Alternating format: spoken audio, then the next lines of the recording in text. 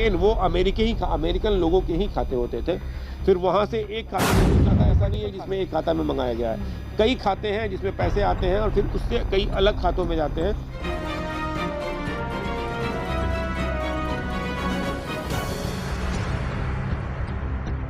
दीघा में एक बड़े फर्जी कॉल सेंटर का हुआ खुलासा, जिसमें 3 अभियुक्तों की गिरफ्तारी की गई। उनके पास से 10 लाख के अधिक से रुपए बरामद किए गए। उनके पास से बैंक अकाउंट, फर्जी कागजात, कंप्यूटर, लैपटॉप कभी फर्जी कॉल सेंटर से बरामद किए गए हैं। कह सकते हैं कि फर्जी कॉल सेंटर के माध्यम से लोगों से साइबर फ्रॉड करने वाले एक बड़े गिरोह का पर्दाफाश किया गया है। पुलिस ने कई लोगों को गिरफ्तार किया है, तो वहीं उनसे पूछताछ में कई बड़े खुलासे भी किए गए हैं। दरअसल पटना पुलिस को इस बात की सूचना मिली थी कि फर्जी कॉल सेंटर चल रहा है। पुलिस ने जब वहां छापेमारी की तो 3 लोग मिले। उनके बाद उनसे पूछताछ की गई, उनके मोबाइल चेक किया गया तो उनके मोबाइल पर कई ऐप मिले, जिसके पूछताछ में उन्होंने बताया इसी ऐप के माध्यम से यह फर्जी कॉल सेंटर चलाते हैं। पटना दीघा थाना में पत्रकारों से बात करते हुए सिटी एसपी मध्य अम्बरीश राहुल ने कहा कि यह लोग फोन के माध्यम से फर्जी कॉल का लालच देकर अपना एक ऐप डाउनलोड करवाते थे।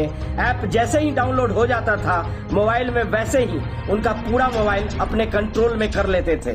फिर उनको तरह तरह का स्कीम बताकर फिर झांसा दिया जाता था और अपने मोबाइल में कुछ दिक्कत आ गई है यह कहकर एक और ऐप डाउनलोड करवाया जाता था।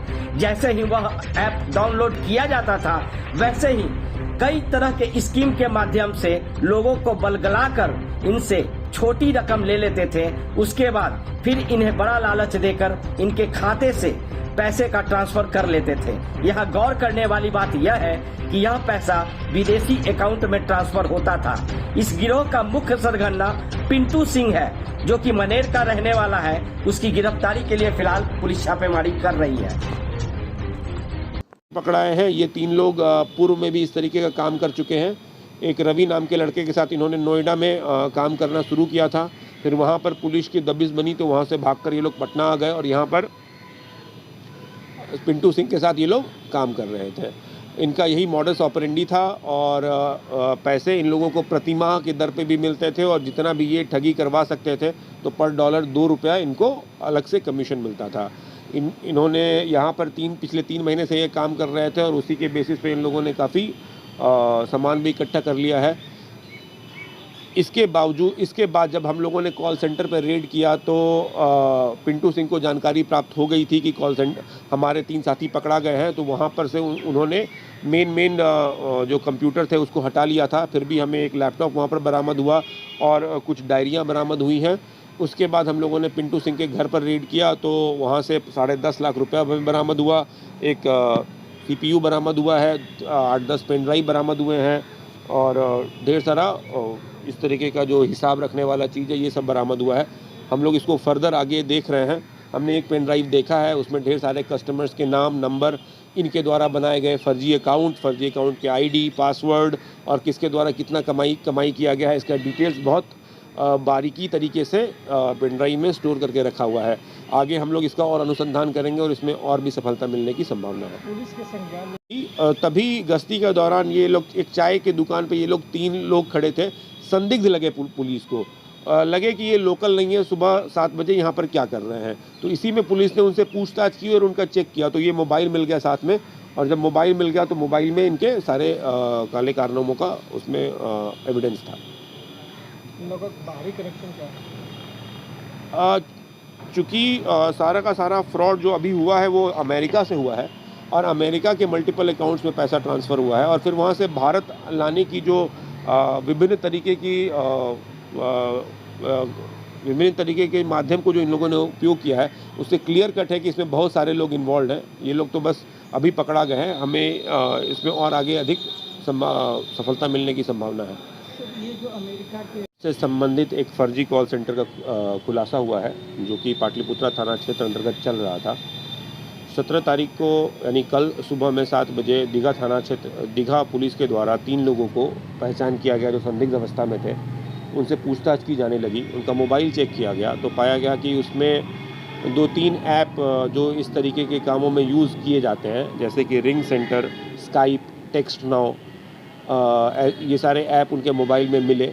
उसके बाद जब उनके द्वारा फर्दर चेक किया गया तो देखा गया कि उसमें विभिन्न प्रकार के अंग्रेजी नाम जैसे कि डैमियन, फ्रैंक, मार्टिन नाम से ईमेल आईडी बना हुआ है और प्रोफाइल बना हुआ है, और ढेर सारे यूएस के नंबर पर कॉल किए गए हैं। कॉल इधर से गए हैं, रिसीव भी किए गए हैं, और उनका जब व्हाट्सएप चेक किया गया तो देखा गया कि ढेर सारे ट्रांजैक्शन का फ़ोटो उसमें मिला कि डॉलर्स में ट्रांजैक्शन किया जा रहा था। तो इन्हें संदिग्ध महसूस हुए तीनों अपराधी और उन्हें थाने पर लाया गया। जब थाने पर लाकर उनसे पूछताछ किया गया अच्छे से, तो उनके द्वारा बताया गया कि एक पिंटू सिंह जो मनेर का रहने वाला है, उनके गैंग का सरगना है। इसमें यहाँ पर कुल उसके अलावा 7 लोग काम कर रहे थे, जिसमें ये 3 लोग हैं। इनके द्वारा रैंसमवेयर और मालवेयर जो है वो अमेरिकन कस्टमर्स के कंप्यूटर पे डाउनलोड करा दिया जाता था, जिसके कारण उसके कंप्यूटर में कुछ खामियां आ जाती थी। उसके बाद पॉर्न वेबसाइट और उसी तरीके के अदर वेबसाइट्स के थ्रू ये लोग अपने कस्टमर केयर का नंबर उसमें पुश करते थे, जिसमें वहाँ के लोग जो सीधे साधे होते थे वो बेवकूफ़ बनकर इनको इस नंबर पे कॉल करते थे। ये सारे नंबर इंटरनेट से संबंधित होते थे और इनको ये रिंग सेंटर, स्काइप और टेक्स्ट नाउ जैसे ऐप पर इनको ये कॉल रिसीव करते थे। उसके बाद उन्हें बरगला कर, बहला फुसला कर, इंग्लिश में बात करके ये लोग उनके लैपटॉप में, कंप्यूटर में एनी डेस्क नाम का ऐप डाउनलोड करा लेते थे। उसके बाद उसका पूरा का पूरा कंट्रोल अपने हाथ में ले लेते थे।